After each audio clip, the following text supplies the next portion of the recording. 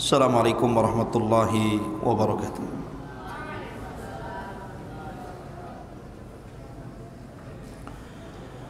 Alhamdulillah wassalatu wassalamu ala Rasulillah wa ala alihi wa sahbihi wa mawalah wa la hawla wa la quwata illa billahi wa ba'du. Malam ini kita akan membahas surah Az-Zumar ayat 53 sampai 54. A'udzubillahi minasyaitonir rajim. Bismillahirrahmanirrahim.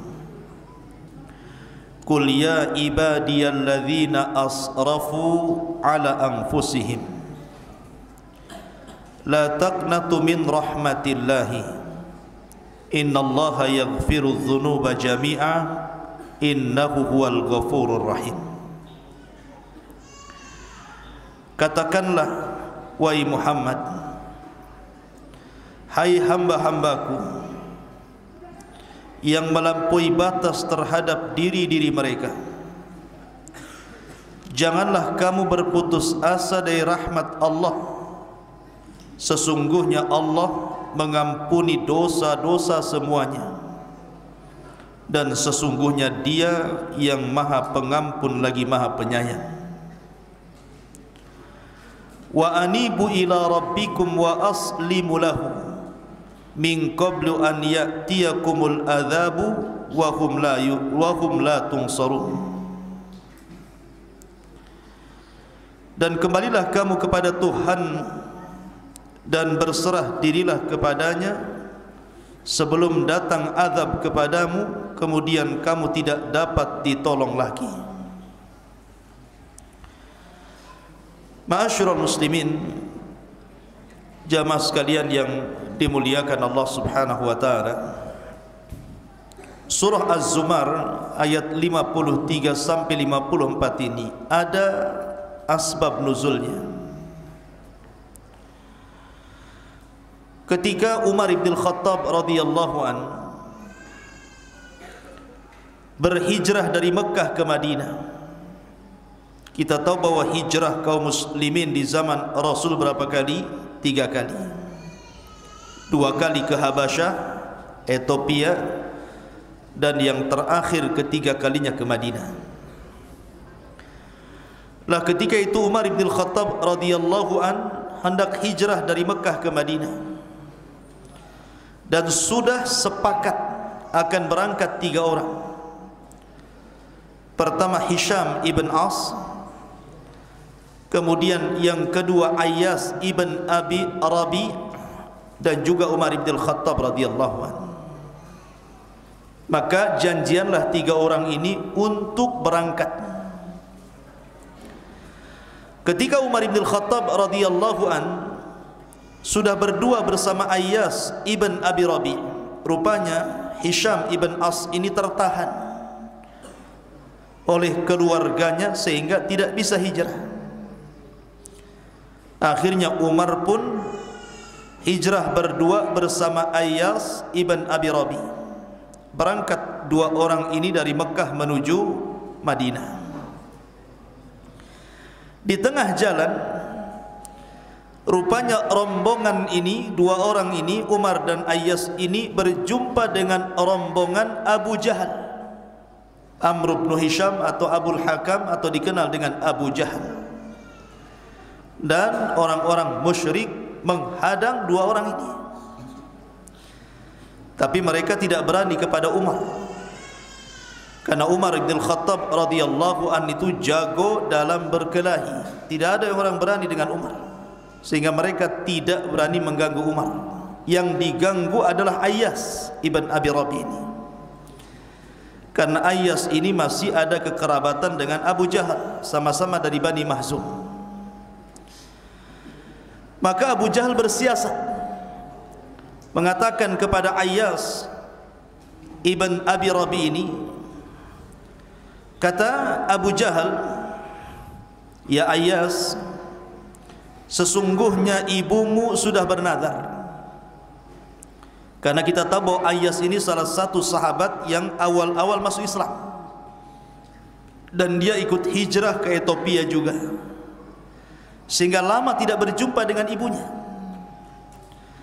Sehingga Abu Jahal ini kemudian hendak membohongi Ayyas ibn Abi Rabi ini dan mengatakan, "Ya Ayyas, sesungguhnya ibumu sudah bernadar, kalau dia tidak berjumpa dengan kamu, maka dia tidak akan menyentuh sisir sampai dia melihatmu, dan dia akan senantiasa bernaung di terik matahari di siang bolong sampai betul-betul dia melihatmu. Apa kau tidak kasihan dengan ibumu?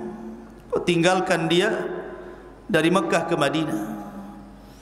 Kalau kau biarkan seperti ini, ibumu bisa mati." Padahal Abu Jahal ini bohong.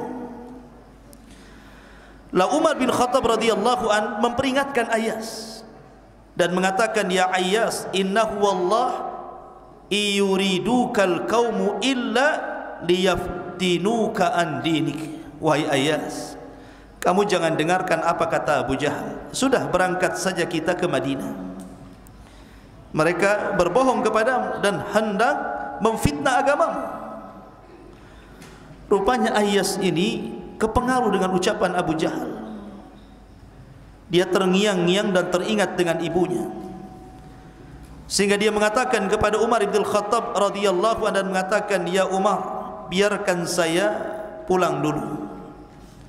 Saya ingin menyenangkan ibuku dulu, dan saya punya harta, nanti saya akan menyusul kamu hijrah. Berangkatlah dulu kamu." Maka dari sini berpisahlah Ayyas ibn Abi Rabi dengan Umar. Umar pun berangkat sendiri hijrah dari Mekah menuju Madinah. Lah Ayyas ini ketika pulang dibuntuti oleh Abu Jahal. Kemudian di tengah jalan Abu Jahal pura-pura mengatakan, "Ya Ayyas, lihat unta saya lemas, tidak bisa saya naiki. Bagaimana kalau seandainya aku ikut untamu?" Maka boncenganlah Ayyas dengan Abu Jahal. Abu Jahal di belakang, Ayyas di depan. Di tengah jalan Abu Jahal memukul kepalanya sampai robohlah Ayyas ke tanah. Langsung akhirnya orang-orang Abu Jahal menangkapnya, kemudian mengikatnya, kemudian disiksa habis-habisan, disuruh murtad dari agamanya. Lah Allah takdirkan Ayyas ini tidak kuat, tidak sebagaimana Bilal bin Rabah yang tangguh gitu ya ketika disiksa, dan yang capek itu yang nyambuk, bukan Bilalnya. Jadi Umayyah ibn Khalaf kalau nyambuk Bilal itu, dia baru berhenti kalau sudah lelah tangannya. Tapi Bilal tidak pernah bergeming dari keimanannya. Dia hanya mengatakan ahadul ahad, ahadul ahad. Lah Ayyas ini berbeda mentalnya dengan Bilal. Dia terfitnah dengan agamanya, terpaksa dia mengikuti apa yang dikatakan Abu Jahal. Terdengarlah Ayyas, berita Ayyas ini kepada kaum muslimin yang ada di Madinah. Dan ketika itu hukuman orang-orang yang terfitnah dengan agamanya, kalau dia bertobat tidak akan diterima tobatnya. Jadi orang yang sudah masuk Islam kemudian melepaskan Islamnya dan memuji Lata dan Uzza karena disiksa, dan dia tidak tahan, kalau dia bertobat tidak akan diterima tobatnya. Sehingga orang-orang mengatakan, "Ya Allah, Ayyas sudah berpaling dari agama kita. Kalaupun dia bertobat tidak mungkin diterima tobatnya." Maka pembicaraan para sahabat tentang Ayyas ini terdengar sampai kepada Nabi SAW. Dari sinilah Allah Subhanahu wa taala turunkan ayat kepada Ayyas ibn Abi Rabi. "Qul ya ibadiyalladzina asrafu ala anfusihim." Karena ketika Ayyas mendengar banyak para sahabat yang mencela dirinya, dia kecil hati. Karena kalau dia bertobat pun Allah tidak akan menerima tobatnya. Rupanya Allah itu Ghafurur Rahim. Kalau memang Ayyas ingin kembali ke jalan Rasul, ke jalan Allah Subhanahu wa taala, maka Allah turunkan ayat surah Az-Zumar kepada Ayyas ibn Abi Rabi. "Qul ya ibadiyalladzina asrafu ala anfusihim la taqnatu min rahmatillah." Wahai hamba-hambaku yang melampaui batas terhadap diri-diri mereka, lihat, kelembutan Allah kepada orang-orang yang berbuat dosa. Allah tidak katakan wahai hamba-hamba yang membunuh, wahai hamba-hamba yang berzina, wahai hamba-hamba yang minum khamar, wahai hamba-hamba yang melakukan kesyirikan. Tidak. Tapi Allah lembut dengan kita dan membahasakan dengan kalimat asrafu ala anfusihim, wahai hamba-hambaku yang melampaui batas terhadap diri-diri mereka. La taqnatu min rahmatillah, jangan kalian berputus asa dari rahmat Allah. Subhanallah, Allah tidak mengatakan wahai hamba-hambaku yang melampaui batas terhadap dirinya, bertobatlah kalian. Tidak. Tapi Allah mendahulukan rahmat dibandingkan tobat.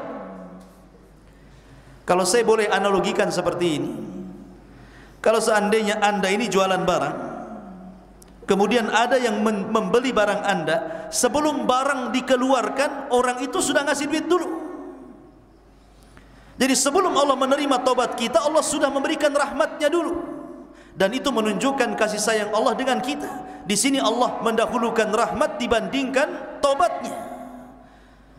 Sehingga Allah mengatakan la taqnatu min rahmatillah, jangan putus asa dari rahmat Allah, karena innallaha yaghfirudz dzunuba jami'ah, karena Allah itu menghapus seluruh dosa.